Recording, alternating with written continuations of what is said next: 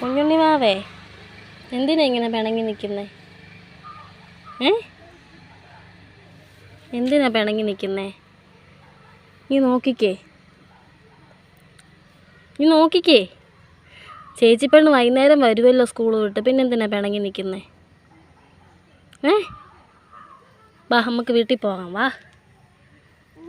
നീ നോക്കിക്കേ ചേച്ചി പെണ്ണ് വൈകുന്നേരം വരും, കുഞ്ഞുണ്ണി മാവയ്ക്ക് മുട്ടായി മേടിച്ചോണ്ട് വരും.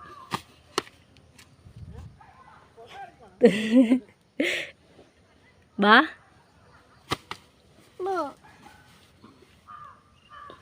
പോകാം.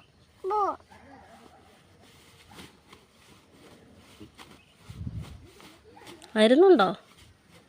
ചേച്ചി വൈകുന്നേരം വരും സ്കൂൾ വിട്ട്.